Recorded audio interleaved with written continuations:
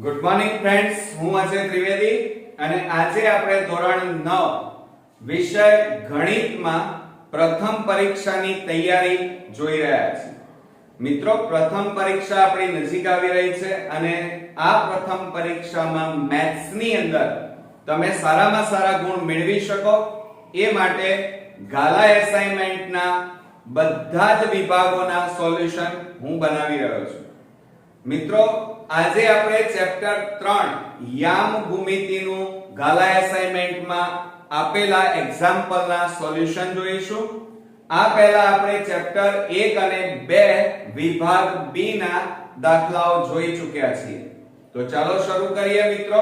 Chapter 3 યામ ભૂમિતિ. હવે મિત્રો, આપણે યામ ભૂમિતિના દાખલાઓ સોલ્વ કરીએ એ પહેલા આપણે કેટલીક બેઝિક માહિતી જો તમને ખબર હોય તો તમે સરળતાથી આ ચેપ્ટરના બધા જ દાખલા અને એના પ્રશ્નોના જવાબ તમે આપી શકશો. હવે તમે જોઈ રહ્યા છો આપણે આ આલેખ દોરેલો છે. હવે આલેખની અંદર જે આ આડી ધરી છે એને સમક્ષિતિજ ધરી કહેવાય. શું? આ આડી જે લાઈન, આડી રેખા જે દોરેલી છે એને સમક્ષિતિજ રેખા કહેવાય, જેને x અક્ષ કહેવાય. બીજું, આ ઊભી લાઈન છે એને આપણે શિરોલંબ રેખા કહેવાય, જે મોટા ભાગે y અક્ષ કહેવાય. એટલે આડી ધરીને સમક્ષિતિજ ધરી કહેવાય અને ઊભી રેખાને લંબ રેખા કહેવાય અથવા શિરોલંબ રેખા કહેવાય.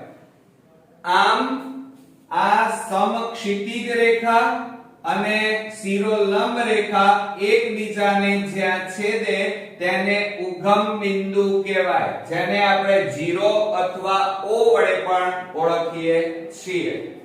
એટલે આ યાદ રાખજો, આ x અક્ષ અને આ y અક્ષ એ બંને એકબીજાને જ્યાં છેદે ત્યાં મોટા ભાગે જે બિંદુ છે એને શિરોલંબ એટલે કે શિરોબિંદુ O અથવા 0 વડે દર્શાવવામાં આવે છે.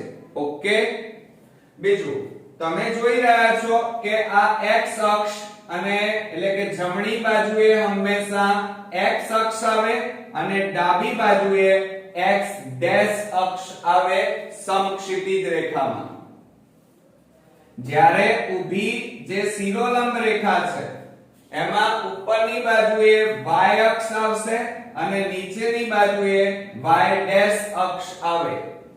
અને આ બંને એટલે કે આડી રેખા, ઊભી રેખા એકબીજાને જે બિંદુમાં છેદે જેને આપણે શું કહીએ છીએ? ઉદ્ગમ બિંદુ કહીએ છીએ, O વડે દર્શાવીએ છીએ.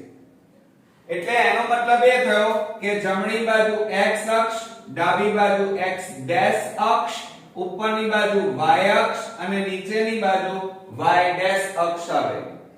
હવે મિત્રો, જે જમણી બાજુ છે ત્યાં હંમેશા ધન સંખ્યા આવે અને ડાબી બાજુએ x ડેશ અક્ષ પર ઋણ સંખ્યા આવશે. એટલે કે -1 -2 -3 -4 એ રીતે ઋણ સંખ્યા આવે.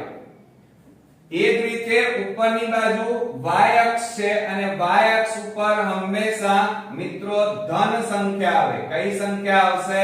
ધન સંખ્યા આવશે. ઓકે.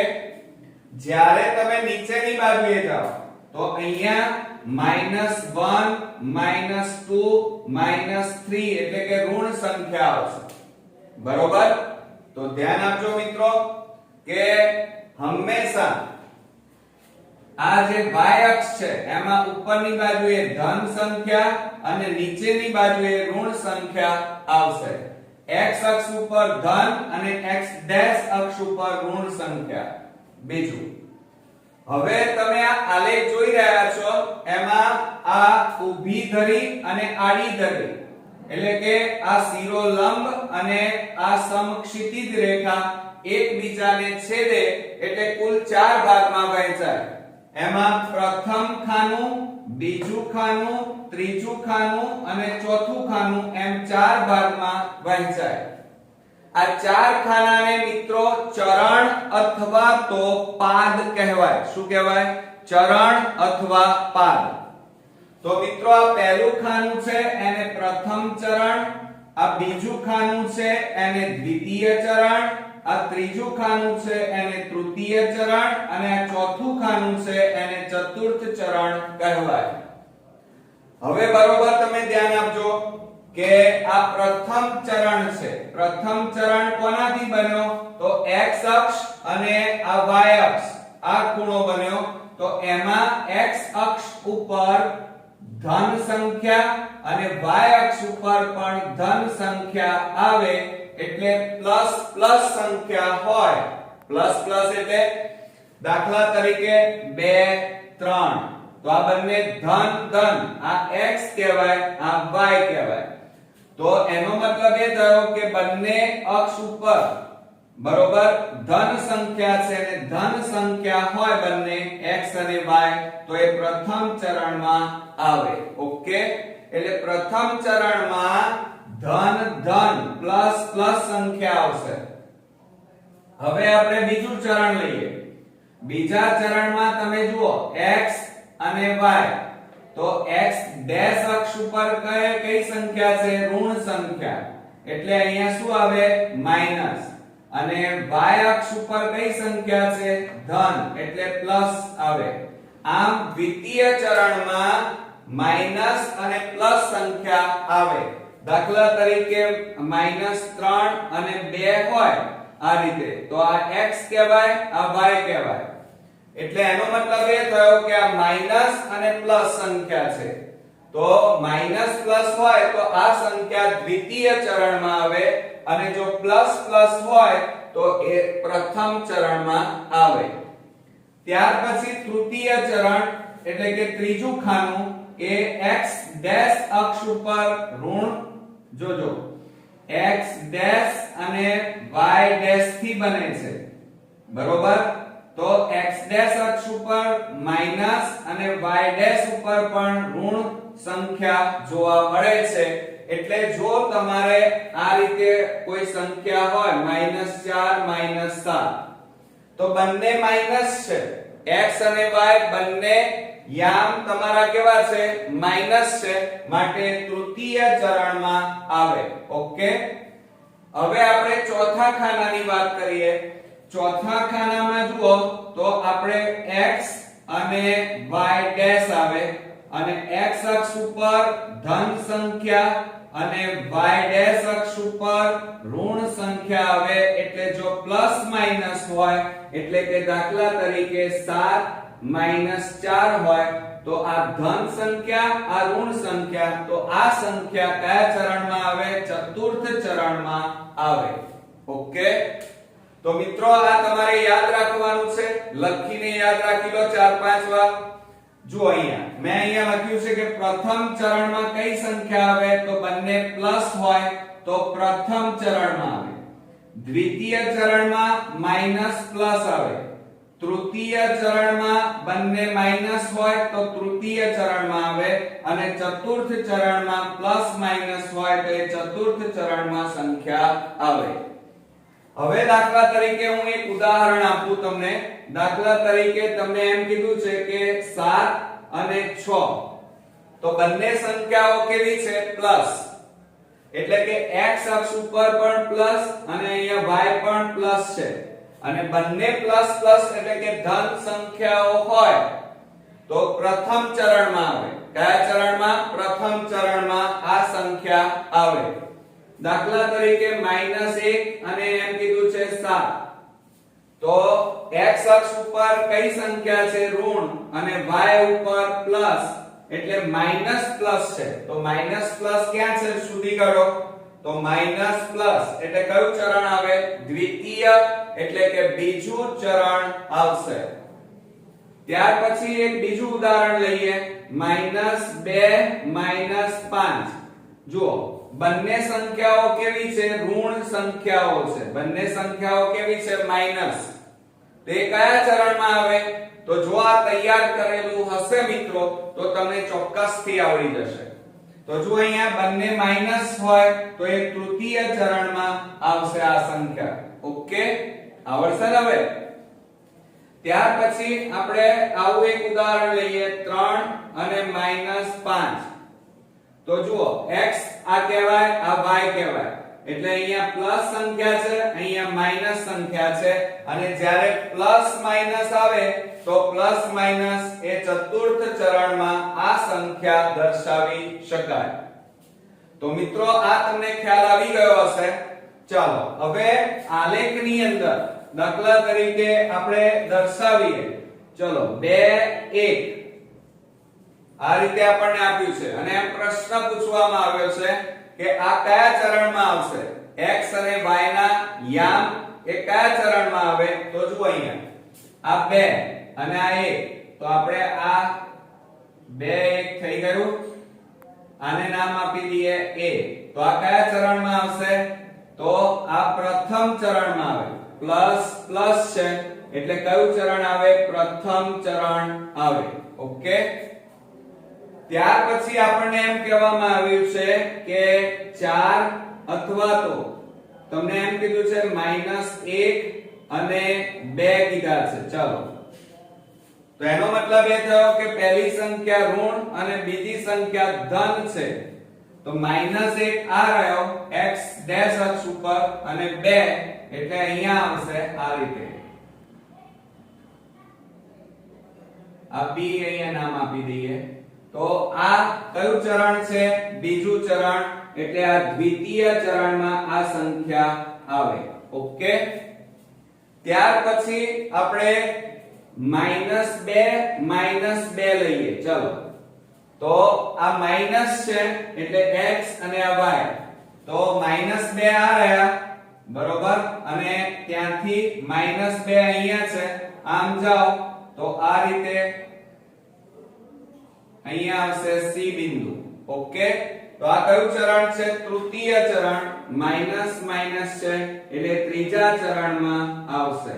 ઓકે, તો આ રીતે મિત્રો તમે જો આલેખ તમે જાણતા હોય એના વિશેની આ સંપૂર્ણ માહિતી ચારે ચાર ચરણોમાં કયા ચિહ્નો આવે એ જો તમારે તૈયાર હશે તો ધોરણ 10 માં પણ તમને તકલીફ પડશે નહીં.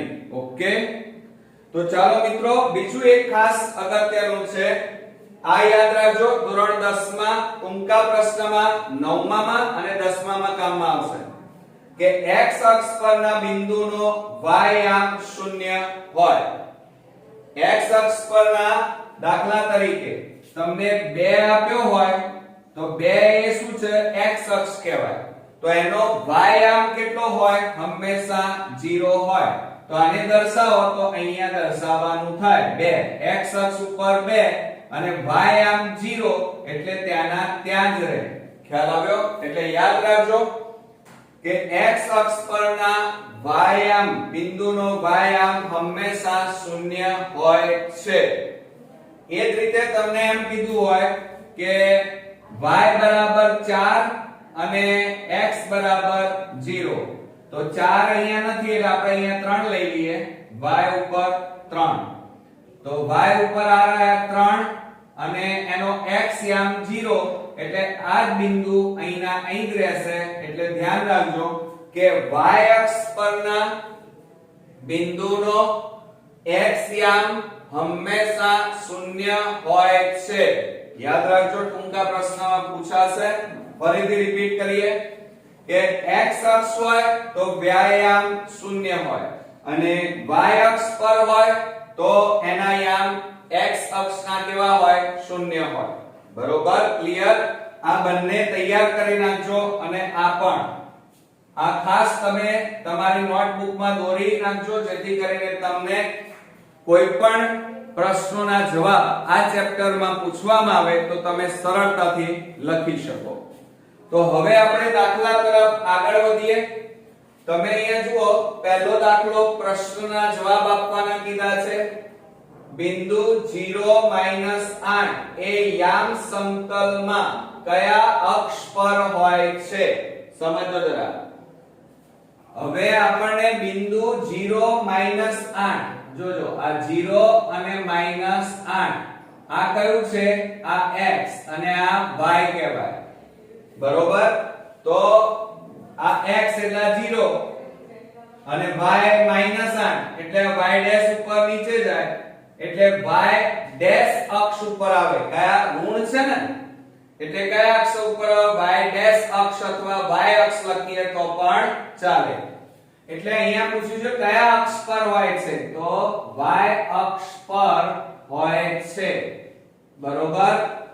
એટલે ધ્યાન આપજો કે આ બિંદુઓ તમે જે જોઈ રહ્યા છો એમાં x બરાબર 0 છે અને y બરાબર -8 છે. એટલે આ બંને બિંદુઓ યામ સમતલમાં કયા અક્ષ પર હોય તો એ આ y અક્ષ ઉપર આવેલા હોય.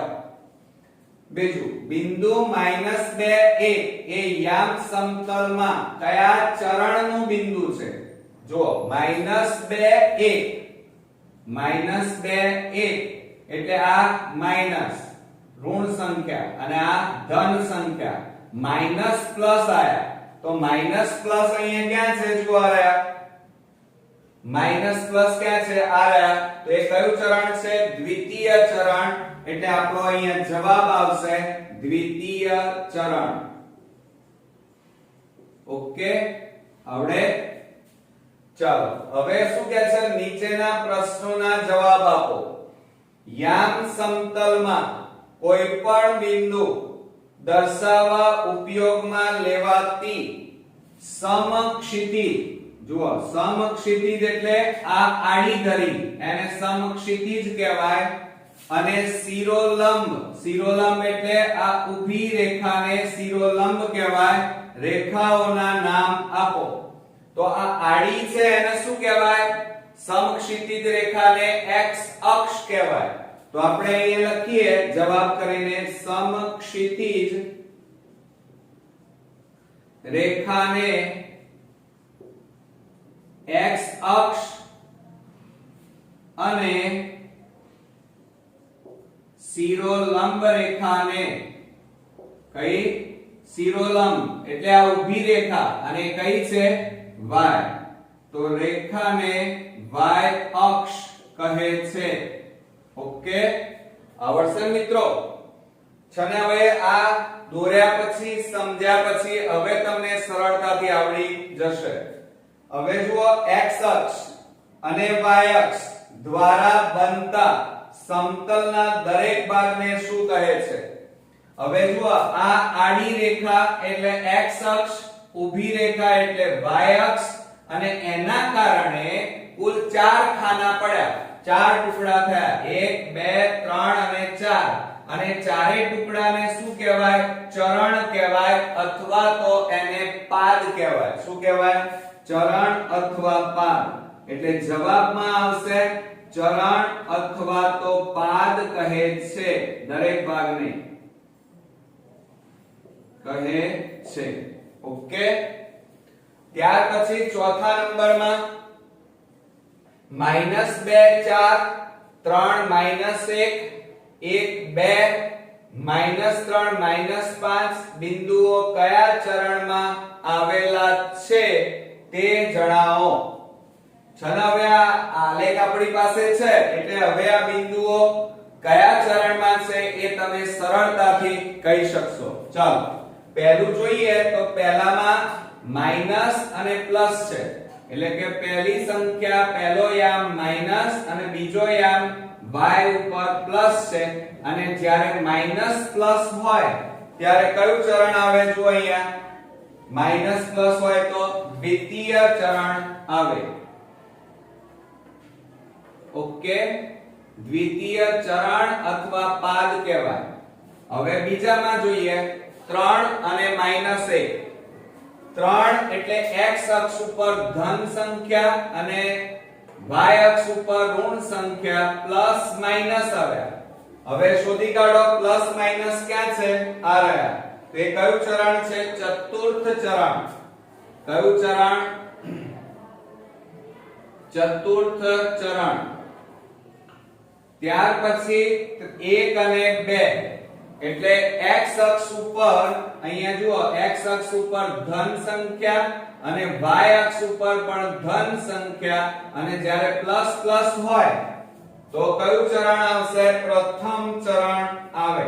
ઓકે તો અહીંયા જવાબમાં આવશે પ્રથમ ચરણ. હવે ચોથા નંબરમાં -3 -5. હવે બંને x અક્ષ ઉપર ઋણ અને y અક્ષ ઉપર પણ ઋણ સંખ્યા છે એટલે માઈનસ માઈનસ છે અને જ્યારે માઈનસ માઈનસ હોય તો કયું ચરણ આવે? તૃતીય ચરણ આવે. કયું ચરણ આવશે? તૃતીય ચરણ આવે.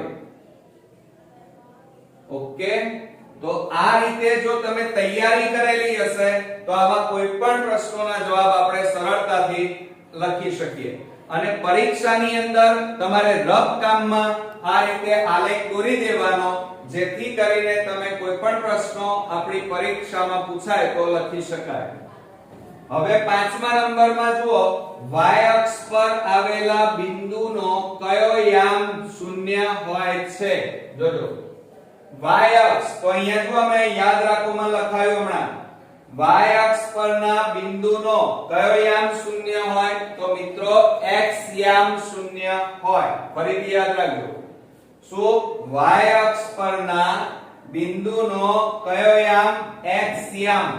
એટલે જવાબમાં આવશે અહીંયા x યામ શૂન્ય હોય. બરોબર. હવે બીજા નંબરમાં જોઈએ આપણે, આની હવે જરૂર નથી. યામ સમતલમાં ખૂણો y ડેશ o x, હવે શોધી કાઢો ક્યાં છે y dash r, y dash o આ o અને x એટલે આ. તો આ ખૂણો બન્યો, તો આ ખૂણો કયા ચરણમાં છે મિત્રો? ચતુર્થ ચરણમાં. કયા ચરણમાં? ચતુર્થ ચરણમાં છે. એટલે અહીંયા જવાબ લખીશું ચતુર્થ ચરણમાં છે.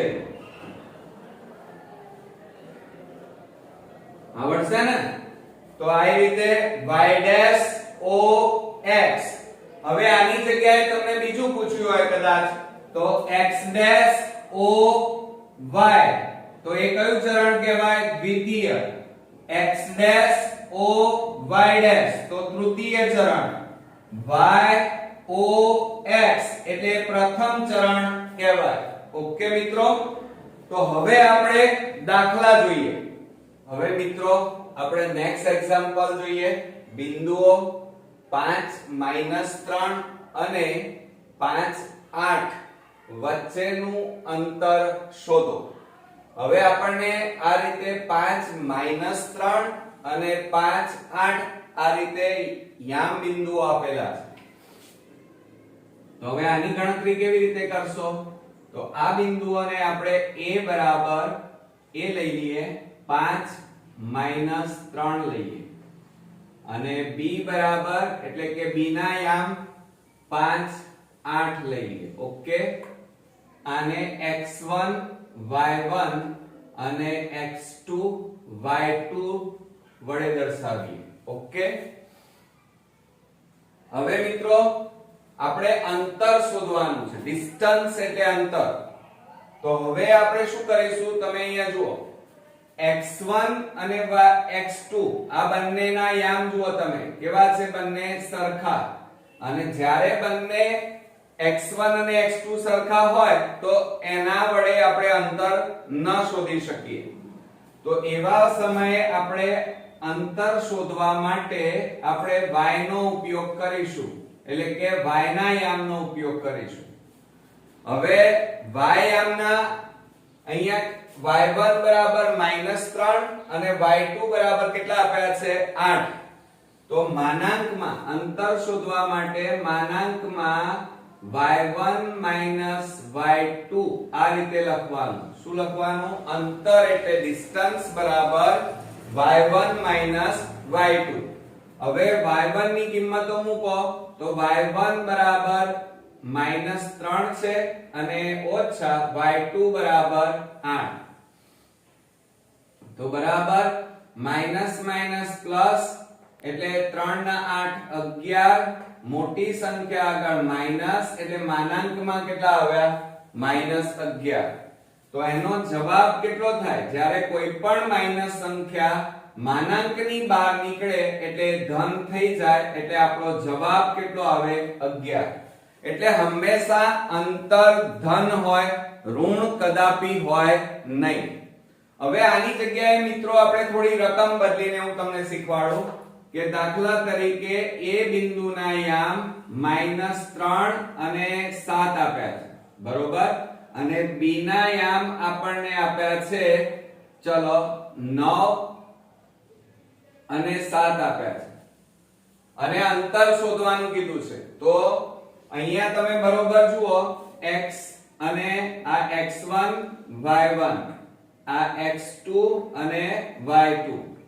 હવે તમે બરોબર ધ્યાનથી જુઓ તો y1 અને y2 એ બંનેના યામ સરખા છે. તો અહીંયા અંતર શોધવા માટે આપણે x યામનો ઉપયોગ કરીશું, કારણ કે બંને અલગ અલગ છે. એટલે અહીંયા આપણે લખવું હોય તો આ રીતે લખી શકાય, અંતર બરાબર માનાંકમાં અહીંયા x લઈશું એટલે x1 x2 બરાબર x1 એટલે -3 ઓછા x2 એટલે 9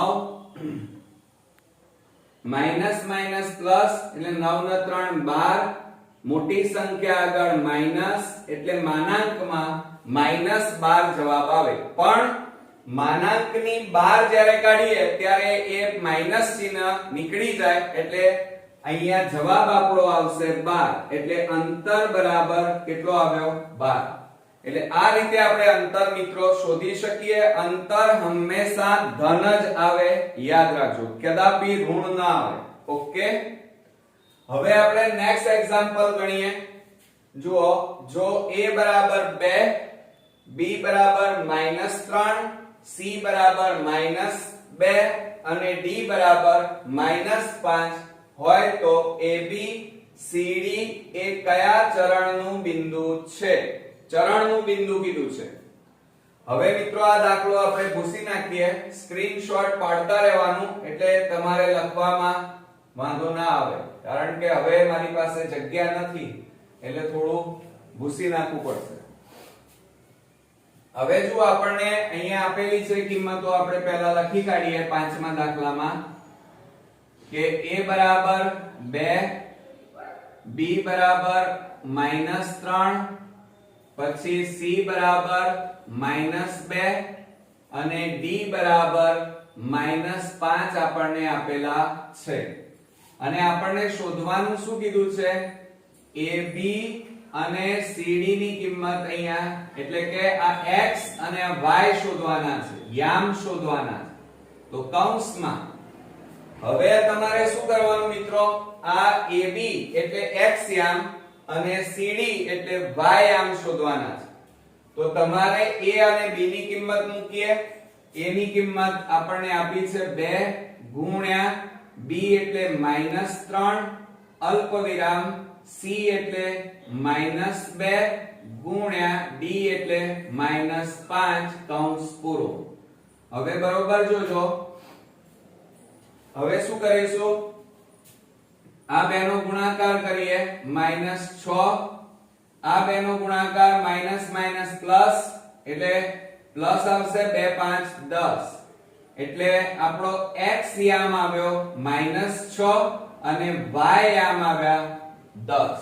તો અહીંયા જવાબ કયો થયો? -6 અને 10. જોજો હવે અહીંયા પૂછ્યું છે આપણને જવાબમાં શું, કયા ચરણનું બિંદુ છે, ચરણ શોધવાના છે. તો હવે જુઓ, આ માઈનસ છે એટલે આ માઈનસ અલ્પવિરામ, આ ધન સંખ્યા છે એટલે પ્લસ કહેવાય. ઓકે, માઈનસ પ્લસ ક્યાં છે? અહીંયા તમે આલેખમાં જુઓ તો માઈનસ પર પ્લસ એ અહીંયા દ્વિતીય ચરણમાં છે, એટલે અહીંયા જવાબ કયો આવશે આપણો? દ્વિતીય ચરણ આવશે. ઓકે, આવડશે મિત્રો?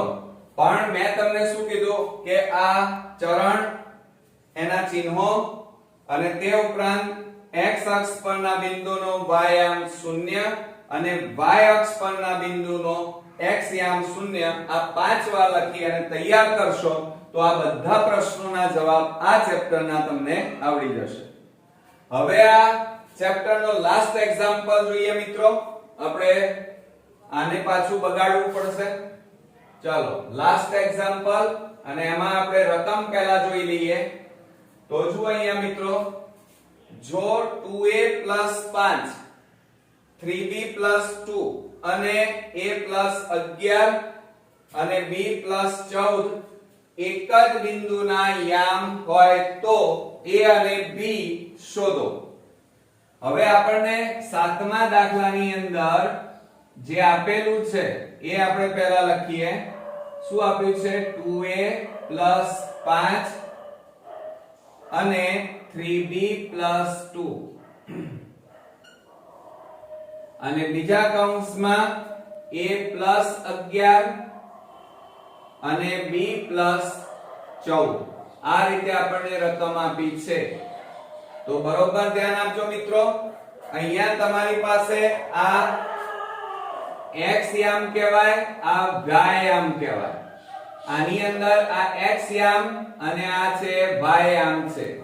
હવે તમે x યામ જુઓ છો બરોબર, તો x માં a છે તો અહીંયા પણ a છે. y યામમાં જુઓ b છે તો અહીંયા પણ y યામમાં b છે. તો તમારે શું કરવાનું? x યામ સરખાવવાના અને y યામ સરખાવવાના.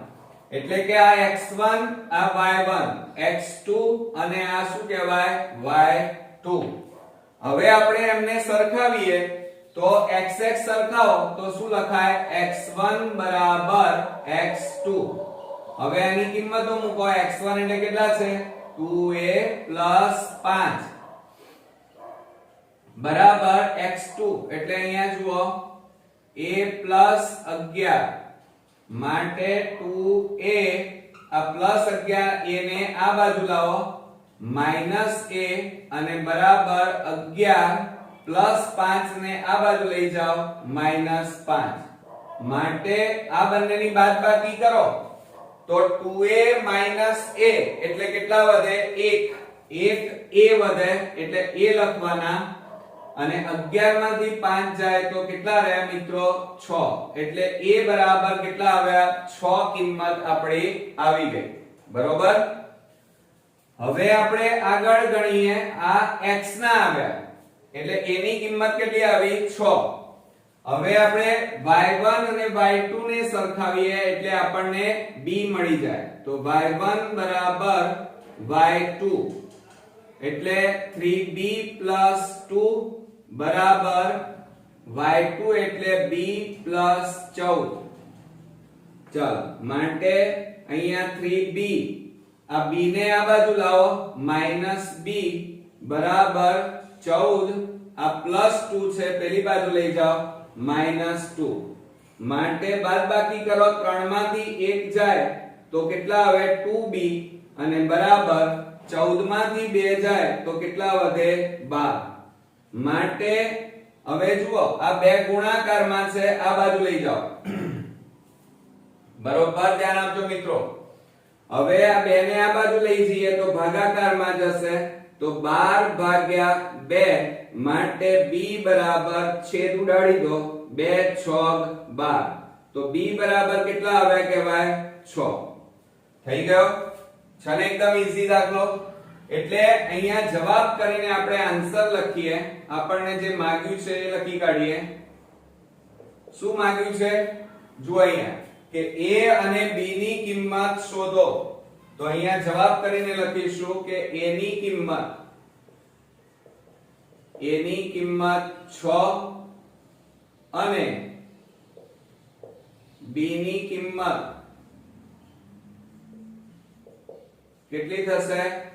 6 છે. ઓકે, ક્લિયર મિત્રો?